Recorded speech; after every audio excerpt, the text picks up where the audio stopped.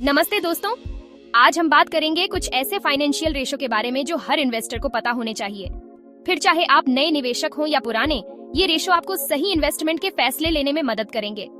सबसे पहले बात करते हैं पीई रेशो अर्थात प्राइस टू अर्निंग्स रेशियो की। ये रेशो हमें बताता है कि एक कंपनी के शेयर की कीमत उसकी कमाई से कितनी गुना ज्यादा है। जैसे यदि किसी कंपनी का शेयर 100 रुपए का है और वो हर शेयर पर 10 रुपए कमाती है तो उसका पीई रेशो होगा 10। मतलब इन्वेस्टर उस कंपनी की कमाई के लिए 10 गुना ज्यादा पैसे देने को तैयार है। लॉन्ग टर्म इन्वेस्टिंग के लिए लो पीई स्टॉक्स लेना बेहतर होता है। अब बात करते हैं ईपीएस अर्निंग्स पर शेयर की। ये होता है कंपनी की कुल कमाई को उसके शेयरों की संख्या से डिवाइड करके। जैसे कोई कंपनी 10 लाख रुपए कमाती है और उसके 1 लाख शेयर हैं, तो ईपीएस होगा 10 रुपए प्रति शेयर। इससे हमें पता चलता है कि वो कंपनी कितना कमा रही है। अब बारी है बुक वैल्यू की। यह होता है कंपनी की सारी संपत्ति में से उसकी देनदारियां घटाकर फिर उसे शेयरों की संख्या से डिवाइड करके।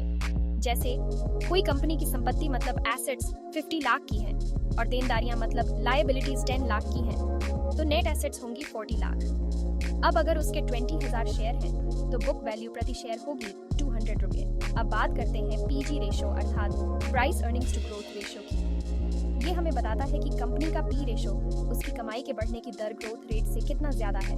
जैसे किसी कंपनी का पी रेशो 20 है और उसकी ग्रोथ रेट 10% है, तो पीजी रेशो होगा 2। इससे हमें पता चलता है कि कंपनी की कमाई और उसके बढ़ने के बीच क्या रिश्ता है। अगला है आरओई अर्थात रिटर्न ऑन इक्विटी। ये होता है कंपनी की नेट कमाई को उसकी शेयर होल्डर इक्विटी से डिवाइड करके। जैसे किसी कंपनी की नेट कमाई 5 लाख है और शेयर होल्डर इक्विटी 25 लाख है, तो आरओई होगा 20%।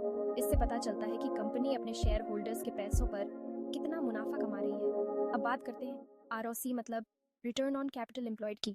ये होता है कंपनी की नेट कमाई को उसकी टोटल कैपिटल से डिवाइड करके। जैसे किसी कंपनी की नेट कमाई 5 लाख है और उसकी कैपिटल 50 लाख है, तो आरओसी होगा 10%। इससे हमें पता चलता है कि कंपनी अपने पैसे का कितना अच्छा इस्तेमाल कर रही है। अब बात करते हैं EBITA मतलब earnings before interest, taxes and amortisation की। ये होता है कंपनी की कमाई, ब्याज, टैक्स और अमोर्टाइजेशन से पहले। जैसे कोई कंपनी 15 लाख कमाती है और उसका ब्याज, टैक्स वगैरह 3 लाख है, तो EBIT होगा 12 लाख। इससे हमें कंपनी की ऑपरेशनल कमाई के बारे में पता चलता है।